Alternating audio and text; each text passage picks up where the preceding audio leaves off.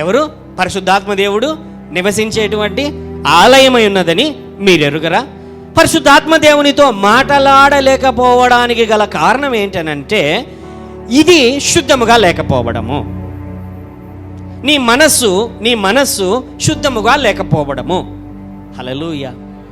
ఏం చేయాలయ్యా ఈ మనస్సును శుద్ధి చేసుకోవాలన్నా? అంతరంగ పురుషుణ్ణి నీ మనస్సును నీట్గా పెట్టుకోవాలన్నా, క్లీన్గా పెట్టుకోవాలన్నా, క్లియర్గా ఉండాలంటే ఏం చేయాలనంటే ఎప్పుడు కూడా మనము దేవుని యొక్క మాటలను మన యొక్క మనస్సులోనికి, మన యొక్క అంతరంగ పురుషుడైన ఇన్నర్ మ్యాన్ లోనికి మనం ఎప్పుడు నింపుకుంటూ ఉండాలి. దేవుని సన్నిధిలో శ్రద్ధతో, ఎలాగా? డిలిజెంట్గా మనం ప్రార్థన చేస్తూ దేవుని యొక్క సన్నిధిని వెతుకుతూ ఉండాల.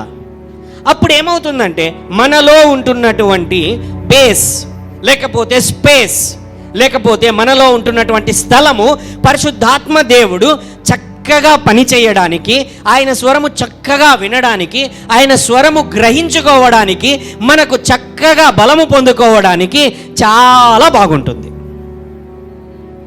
అర్థమవుతున్నది కదండి నేను చెబుతున్న మాటలు?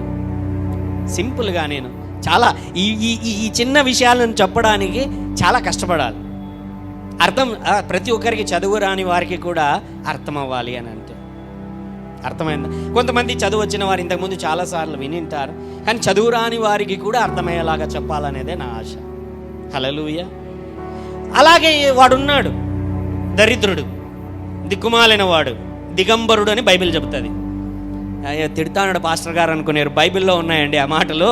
ప్రకటన గ్రంథము 3వ అధ్యాయంలో దరిద్రుడు, దిక్కుమాలిన వాడు, దిగంబరుడు. హల్లెలూయా.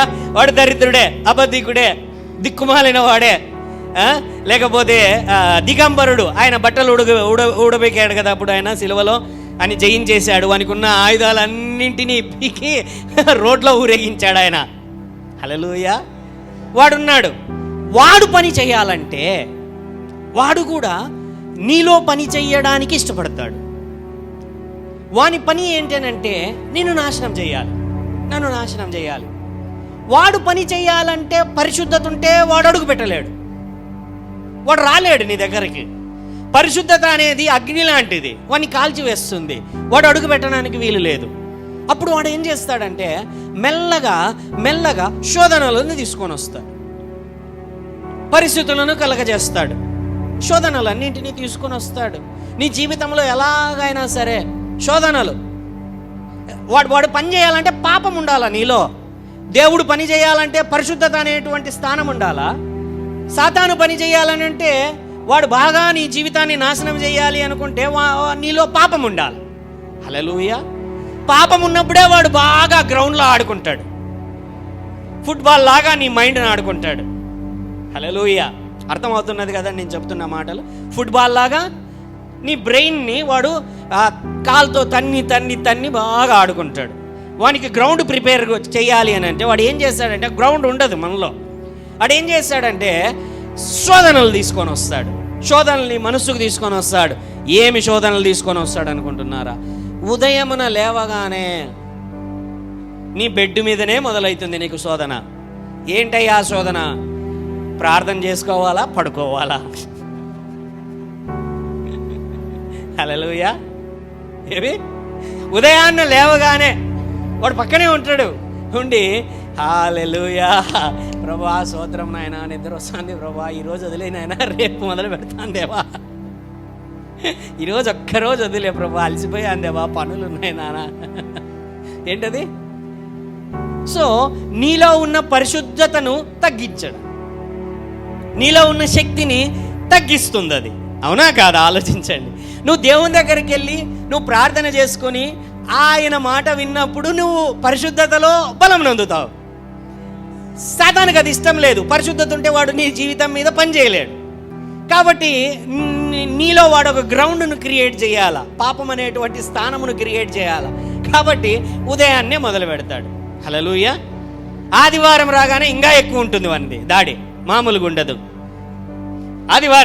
శనివారం రాగానే ఇంకా దాడి. శనివారం పూటనే ఇంట్లో లేనిపోని కొట్లాటలు పెడతాడు.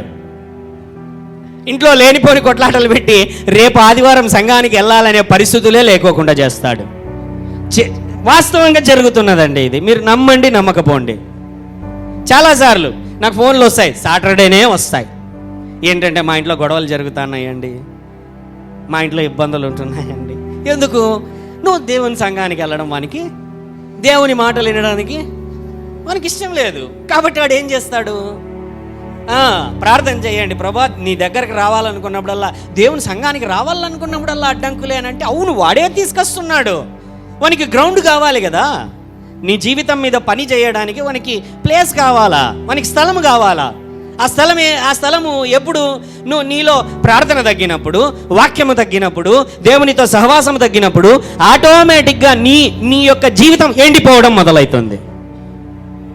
ఫలము కలిగినదిగా ఉండాల్సినటువంటి చోటు, పరిశుద్ధముగా ఉండాల్సినటువంటి చోటు ఏమైపోతుంది? ఎండిపోవడం మొదలు పెడుతుంది.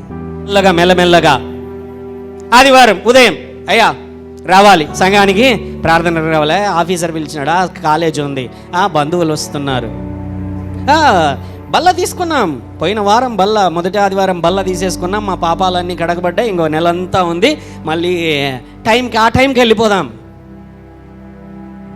ఎప్పుడు? బల్ల టైంకి వెళ్ళిపోయామనంటే మళ్ళీ మా పాపాలు కడిగేసుకొని మళ్ళీ వచ్చే నెల వెళ్దాం. శోధనలు ఏంటి? పెద్దవి చెప్పడం లేదండి. మర్డర్స్, అడల్టరీ, లేకపోతే దొంగతనాలు చేయడం, వాటి గురించి కాదు నేను మాట్లాడుతున్నది. సాతాను తీసుకొని వచ్చేటువంటి చిట్టి అదే చిన్న శోధనలే నీ ఆత్మీయ జీవితాన్ని ఏ విధముగా నష్టపరుస్తున్నాయో నేను తెలియజేస్తుంటున్నాను. హల్లెలూయా.